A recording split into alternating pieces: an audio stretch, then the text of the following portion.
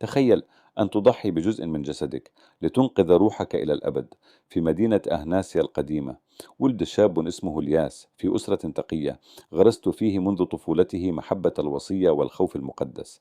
لم يكن مجرد طفل عادي، بل كان يحمل في عينيه نورا غريبا، وفي قلبه شوقا مبكرا للقداسة.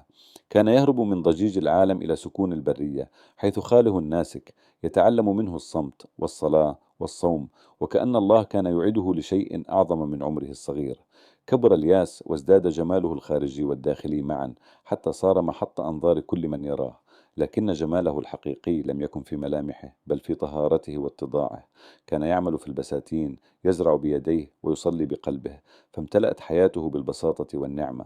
ومع مرور الوقت وصل خبره إلى حاكم أهناسيا، الذي أعجب بأمانته وأخلاقه، فاستدعاه وجعله مسؤولا عن بساتينه الخاصة، وأذن له أن يدخل القصر كل يوم حاملا الثمار. كان الياس يدخل القصر، لكن بروح غريبة عن المكان، بعينين منكسرتين نحو الأرض لا يرفعهما إلى أحد، وكأنه يحرس قلبه من كل ما قد يشتته عن الله.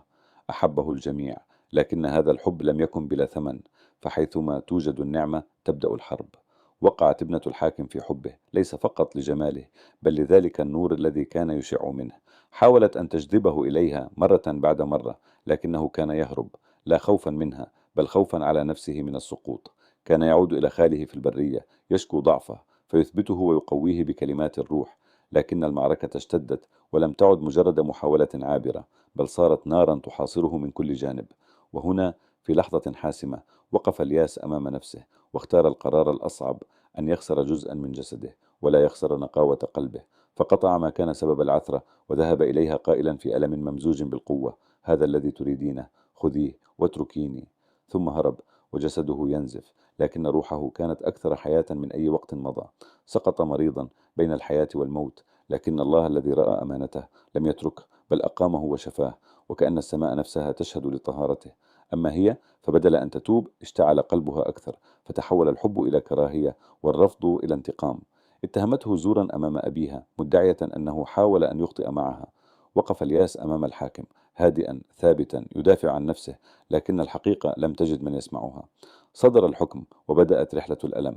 جلد وضرب وعذب بأبشع الطرق، لكن في كل مرة كان يسقط فيها كانت يد خفية تقيمه، وكأن الألم نفسه صار طريقا إلى النعمة.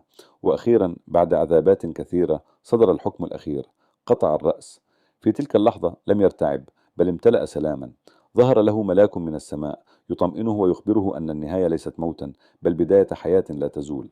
ابتسم الياس، ورسم علامة الصليب، ومد عنقه في هدوء عجيب، وكأنه يذهب إلى لقاء طال انتظاره. سقط الجسد، لكن الروح ارتفعت، ونال إكليل الشهادة في يوم خالد. لم تكن قصته مجرد قصة ألم، بل قصة انتصار. انتصار إنسان اختار الله فوق كل شيء، حتى فوق نفسه. وهكذا بقيت حياة الياس رسالة صامتة، تقول لكل من يسمعها: إن الطهارة ليست طريقا سهلا، لكنها الطريق الوحيد الذي يقود إلى النور. وأن من يربح نفسه لا يخسر شيئا، بل يربح الأبدية كلها. ادعمنا بمتابعة الصفحة، واترك تعليقا، وشارك الفيديو. مونجيسو.